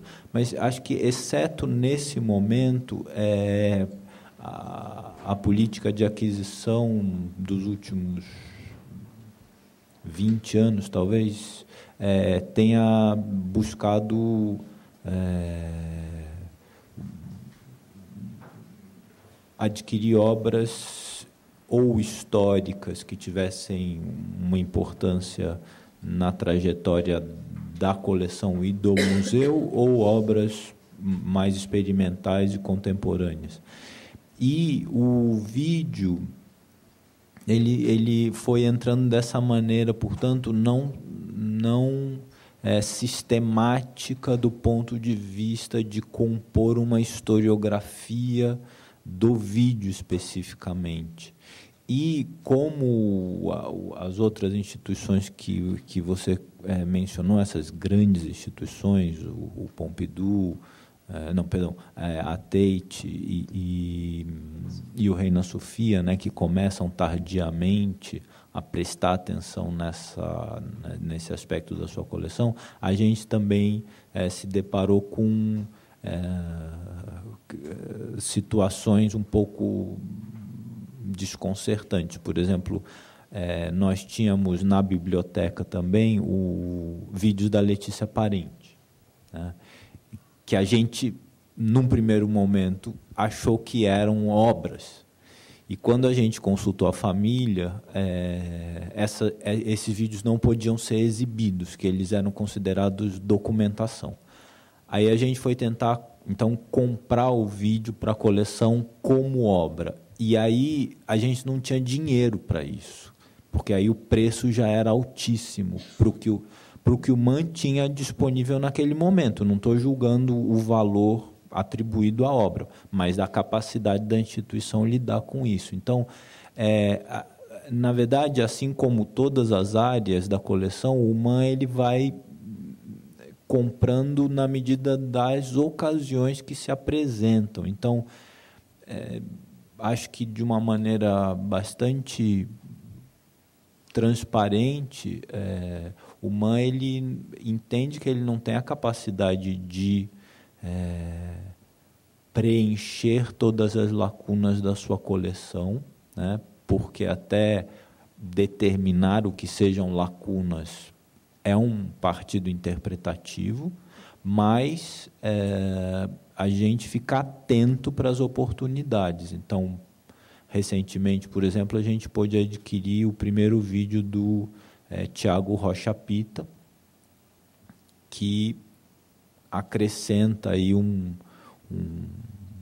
novo artista, né, de vídeo, que tem trabalhado o vídeo bastante a coleção.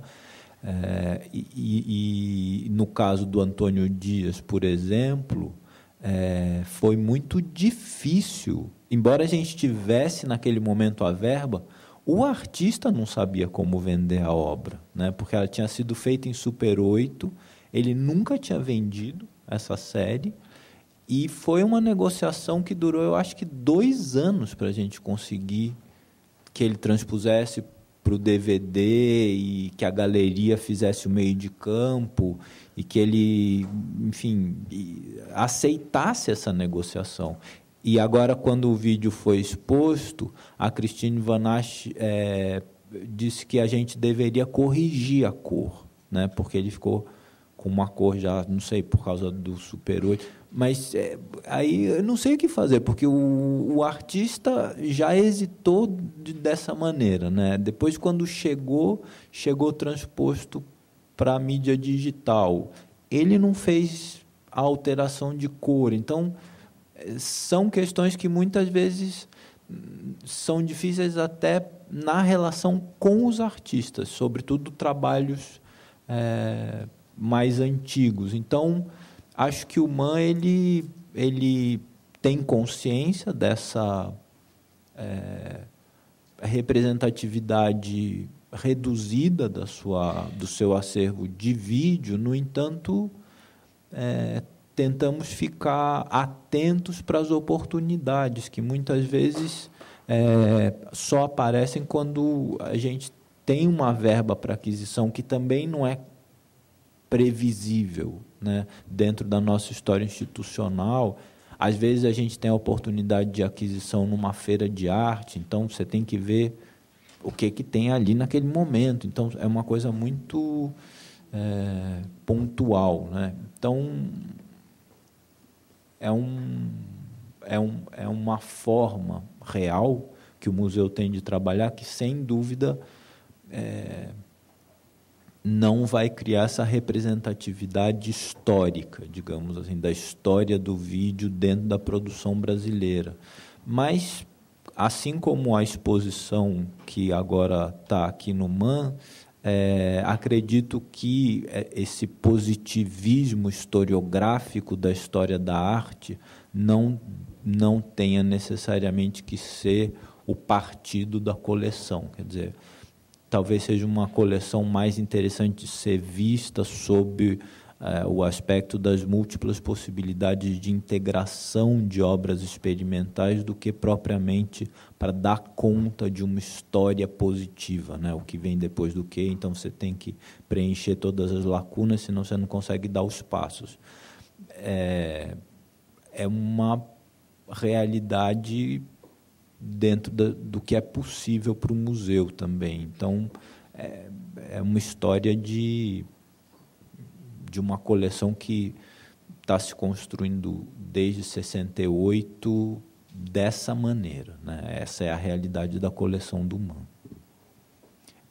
A gente agora abre para as perguntas da plateia e também para os participantes da mesa. Eu só pediria que vocês sempre fizessem as perguntas no microfone, que a gente tem à disposição de todos, para a gente poder também fazer a transmissão que está sendo ao vivo. Oi, boa tarde. Eu fiquei um pouco surpreso que aqui a gente falou de novas mídias e falo basicamente do vídeo, que é uma mídia que já tem quase 40 anos, né? Eu queria perguntar para a Paula e para o Felipe os desafios de museus e curadores para trabalhar com mídias baseadas na internet, como identificar, como expor e como guardar isso. Bom, justamente esse é um grande problema da instituição contemporânea, porque a arte contemporânea cada vez mais passa pelo digital, né? Quer dizer, pela definição de novas mídias sempre passa pelo digital. Então, o vídeo VHS, com o qual a Lia trabalhava há 20 anos, passa a ser novas mídias na medida em que vira digital. Mas também, enfim, o eletrônico já era considerado uma nova mídia, né? Então, a questão das novas mídias, ela tem 40 anos mesmo, quer dizer, ela surge com as técnicas de comunicação. Então, o novo, a palavra, né, a terminologia novo aqui é simplesmente é o mesmo problema que a gente tem para falar de arte contemporânea. A arte contemporânea ela vem sendo realizada desde os anos 60, né? E novas mídias também vêm sendo realizadas desde os anos 60. Então, eu acho que realmente há um problema institucional em lidar com os novos meios que surgem a cada ano, né?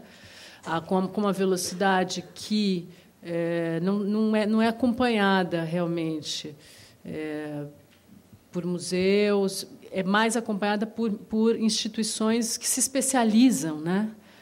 Nesse segmento, porque é um segmento que realmente demanda uma especialização, demanda uma atualização permanente, demanda um departamento voltado permanentemente para o upgrade, né? Então, foi o que eu coloquei aqui na minha fala, quer dizer, essas instituições que começaram a colecionar no ano 2000, a ideia é que se voltem do ano 2000 para frente, né? Ao invés de ficar tentando reconstituir o passado, porque o Felipe concorda, a história positivista, enfim, é uma coisa que a gente, a arte contemporânea e a arte moderna já vinha quebrando há muito tempo. Quer dizer, então, diante de todas as dificuldades de se formar uma historiografia, de se constituir uma coleção, acho que os esforços, na minha opinião, devem se voltar do ano 2000 para diante, ou do ano 2010 para diante. Então, este é um desafio.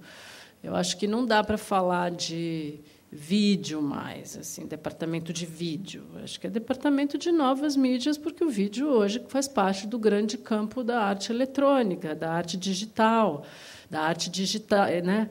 Então,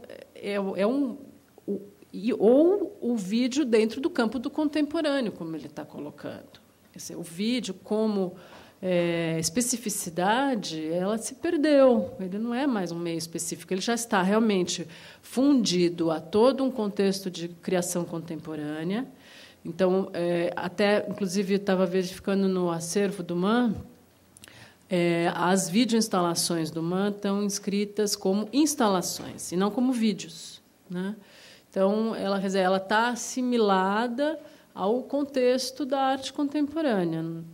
Então, o vídeo deve se assimilar ou ao contemporâneo ou a toda a produção de arte digital, que é enorme. Agora, realmente, a gente tem na Europa, nos Estados Unidos, no Japão, na Ásia, instituições especializadas em arte digital.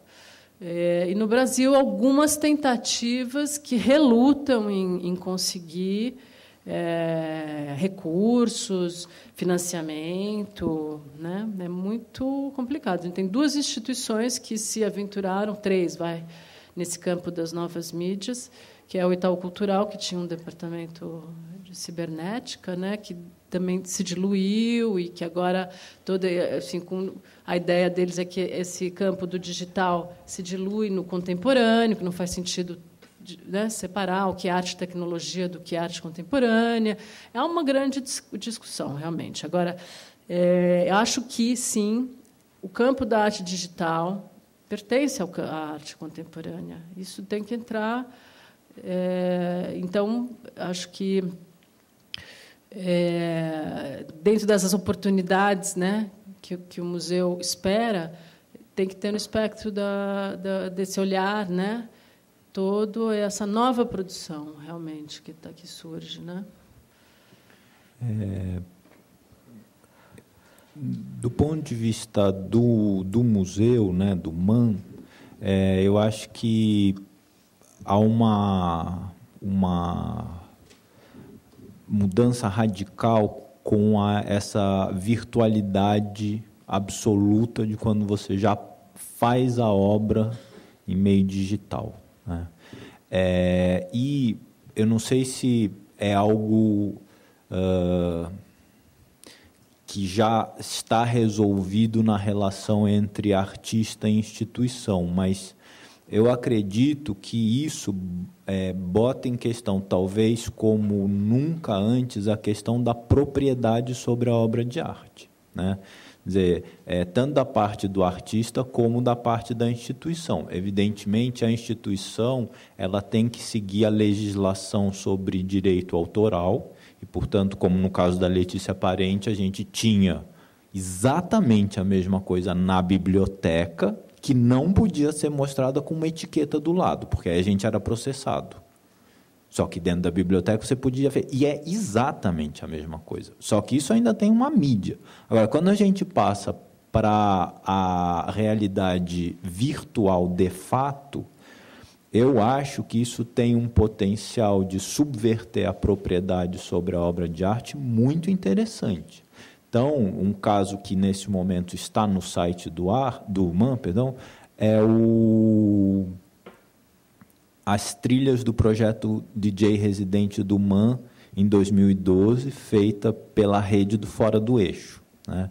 O MAM, desde 2009, tem o programa DJ Residente, que, coincidentemente, nós fomos convidados pelo Pompidou a apresentar como um caso em Paris, nos Rencontres Internationales, quer dizer, o MAM parece ser o primeiro museu que tem um DJ residente, que tem um programa de DJ residente, e que já trouxe artistas, músicos, curadores para pensarem sonoramente o museu, e não necessariamente por meio de música, né? Isso tem uma série de possibilidades. E esse ano, os DJs residentes do Fora do Eixo editaram todas as trilhas de 2012 e isso está disponível para download no site do MAM. Então, eu vejo que é uma possibilidade que o campo do direito autoral está se debatendo para pensar, porque é algo novo e o direito ele avança com a sociedade, isso é extremamente positivo. E, por outro lado, eu acho que isso possibilita ao museu oferecer para o seu público arte, né? Você vai lá e faz o download da obra na sua casa, ou onde você estiver, né? Ou você tem um aparelho ali, onde você estiver, você pode ter uma obra de arte ali. E eu acho que essa é a função do museu.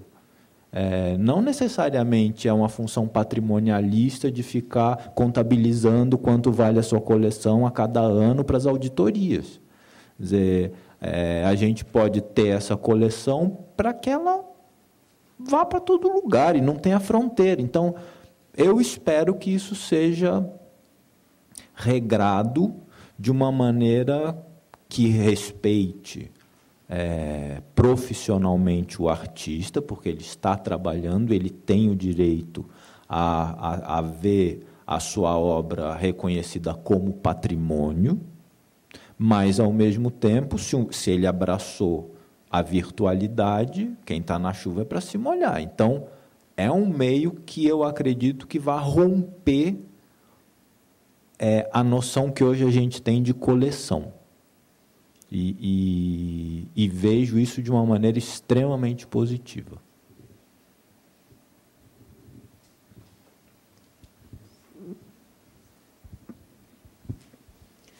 Bom dia. Meu nome é Lenora de Barros, enfim, eu estou participando também da exposição. Mas, na verdade, eu queria falar de um outro caso, de um trabalho que eu achei que foi uma solução muito, muito interessante com relação à compra de um trabalho meu aqui no MAM. Eu tenho uma série que se chama Procuro-me, que é um trabalho feito todo com lambe-lambe, né, de papel jornal, aquele papel, entre aspas, bem vagabundo mesmo, num certo sentido, e de pouca durabilidade. E eu recebi, algum tempo atrás, uns anos atrás, uma proposta de que o MAM tinha interesse de ter esse trabalho. Na época, a primeira reação que eu tive, eu falei, não, esse é um trabalho não é possível vender, vai se perder no tempo, o papel vai amarelar e tudo mais. E daí a resposta que eu tive do MAM, que foi muito bacana, falou, não, mas você tem que pensar que existe, na verdade, vocês me deram a solução, né?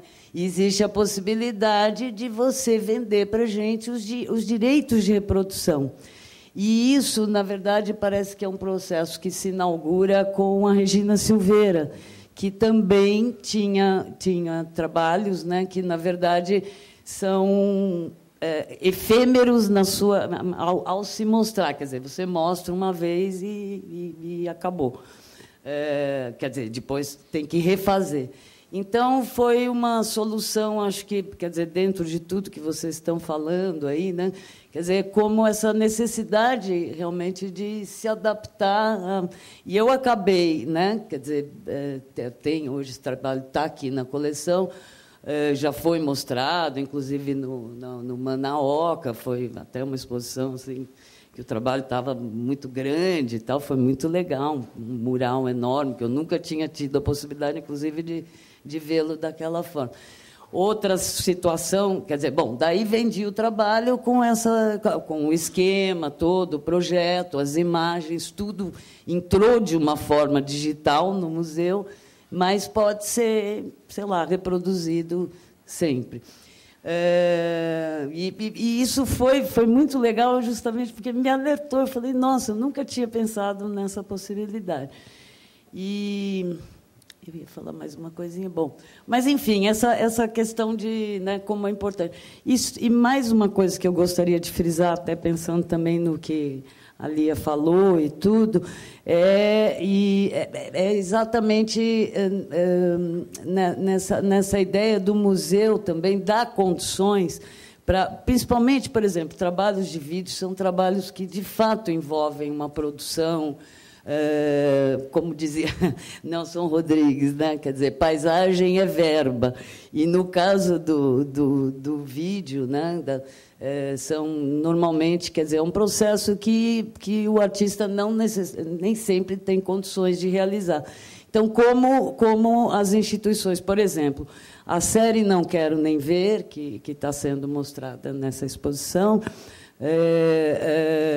eu pude realizá-la graças a um apoio do SENAC, né, que me deu condições de trabalhar num estúdio com com câmera ideal, enfim.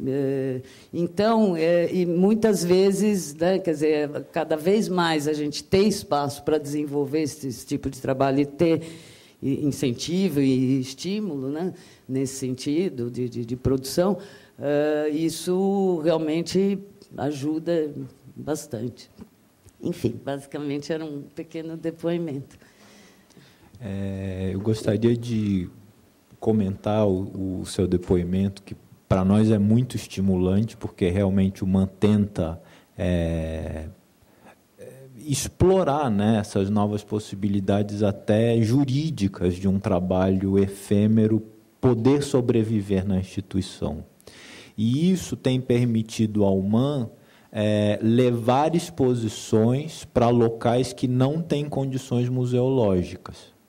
Então, situações que são desafiadoras do ponto de vista da curadoria, mas que seriam inviáveis para se expor obras que são perenes e que exigem condições de iluminação, temperatura e umidade extremamente controladas, como é necessário que seja.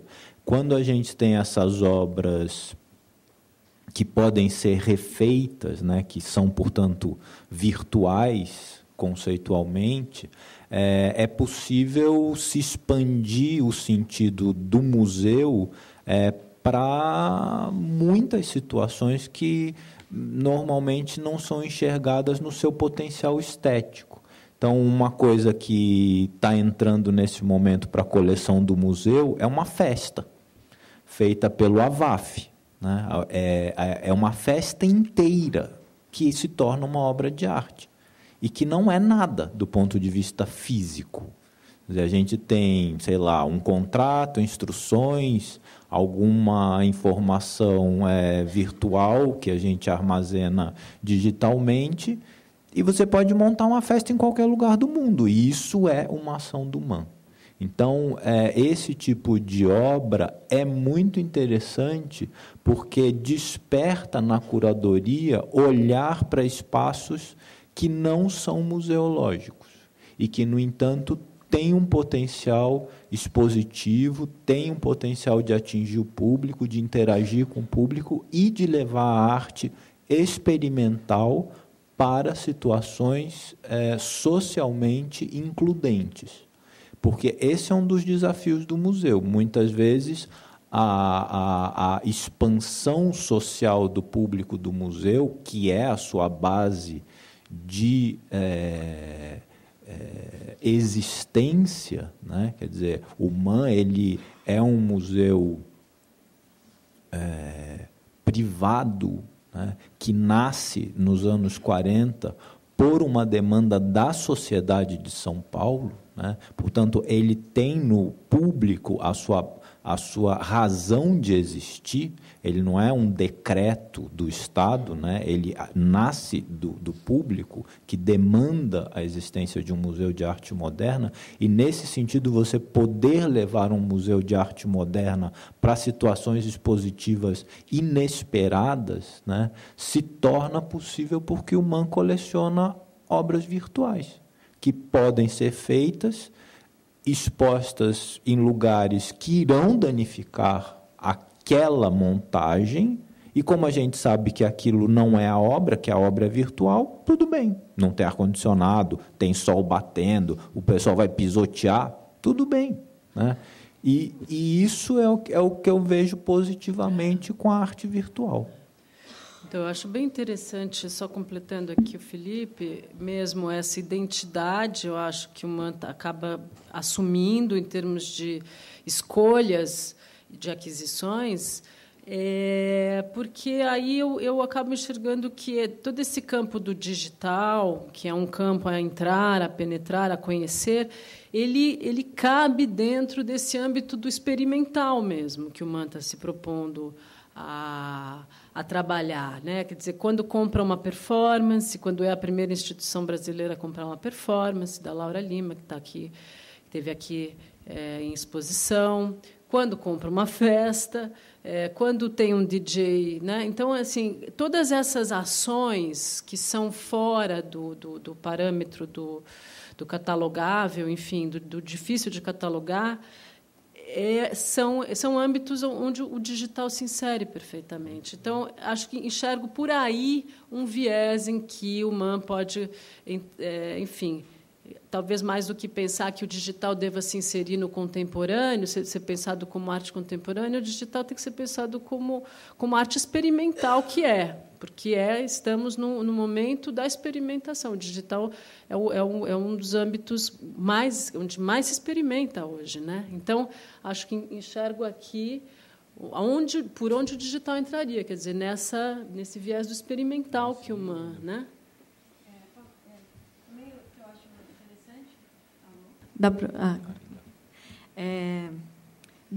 Dessa ideia do experimental também, que no fundo o museu está acompanhando esse pensamento do artista também, que eu acho que eu vejo os colegas que eu converso, né, uma geração próxima minha, que também não exige mais o cubo branco, né, que busca também que o trabalho se adeque um pouco ao espaço que está sendo exposto, né? Então, de poder levar o trabalho numa mala, né? De poder levar o trabalho num pendrive e saber lidar com as situações de arquitetura, de sol, de público, né? Que esses desafios são gostosos para o artista também. Já não está mais, né? A gente já não pensa mais no cubo branco. Claro que também pensa, mas essa facilidade de montagem, de transporte, hoje em dia o artista pensa muito nisso. Pelo menos os meus colegas, uma geração que eu venho dialogando, tem pensado muito nisso para expor as obras, para produzir, para criar, né? E também esse risco de compra, né, que o museu tem, as coleções têm. Tem obra, vamos supor que eu fiz com massinha, a massinha vai amarelar com o tempo. Quem comprou corre esse risco, né? Ou o mesmo vídeo que pode estar na íntegra na internet, né? Baixei um monte do Matthew Barney lá, eu tenho uma video collection dele, né? Mas então tem esse risco da compra também que o museu tem, que o vídeo dá, né? Que as coleções têm tomado partido, as pessoas compram mesmo assim, né? Então não se sabe o que o tempo reserva para aquele trabalho, né? Mesmo o digital, né? Ele vai ficando, tanta coisa nova vai acontecendo que ele vai ficando às vezes até obsoleto, como o Antônio Dias, né? Com essa correção de cor, né? Com mostrar esse trabalho com cor. Eu mesmo corrigi vídeo meu, mas eu ainda não tive coragem de mostrar ele com correção de cor, né? E só para falar essa questão também de mostrar obra, eu lembro de uma exposição que teve no Itaú Cultural do Hélio Sica, onde eles mostraram, né, as instalações dele, e eu lembro que eu comentei com quem estava junto comigo assistindo, que normalmente ele projetava aquelas imagens em slide, então tinha o som do clack do slide, e lá estava uma projeção, e não tinha mais aquele clack do slide, o tempo era outro, e como era importante aquele clack, e estava a projeção, né? Então a gente ficou se questionando isso, assim, se tinha que ser, né? Eu acho que aquele tinha que ser o projetor, né? Mas eles optaram pela projeção em DVD. Então é uma outra questão assim também que eu fico pensando, né? Era isso. A questão da correção de cor que apareceu aqui, acho que isso também no Nanjum Paik, por exemplo, que está aqui exposto, né? Moon is the Oldest TV. Esse trabalho que está aqui exposto e o trabalho que viaja é o trabalho digital produzido a partir do original, né? Porque o original não viaja, né? O original é a TV mesmo de 1964, com o tubo catódico e com o ímã lá colocado. Quer dizer, isso é a obra original que não, enfim. Né? E a opção pela reprodução da obra, para ela poder viajar, se deu na atualização da mídia. Então, essa mídia vai se atualizando. Ao invés deles reproduzirem, né, o trabalho materialmente, com TVs de tubo catódico, com ímãs, tal, reproduziram o trabalho com novas mídias e vão atualizando a cada ano. E o trabalho vai evoluindo, vai mudando, e acho que todas essas correções vão sendo feitas nesse trabalho que viaja, né? Nesse trabalho que é experimentado e usado como obra. O original fica lá intocável, mas esse trabalho, né, no qual ele se transformou, esse ganha todas essas retoques e essas coisas todas que ela sugeriu fazendo do Antônio Dias, né? Pois então, assim, o Super 8 não se mexe, claro. Agora, a mídia que você vai atualizando, você tem ali uma liberdade de manipulação. Isso é um partido, né? Mas eles fazem a correção no Pompidou? Teve alguma orientação do artista? Eu não sei. Eu não sei em que momento isso foi reproduzido. Decidir, né? Isso tem que teria que ser decidido junto com o artista. Aí é o formulário. Exatamente. Acho que é. Que ajuda muito.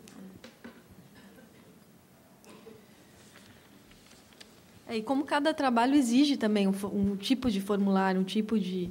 Né, o lambi-lambi da Leonora, mesmo essas instalações que você tem, instalação de TV, né? Então, você tem que...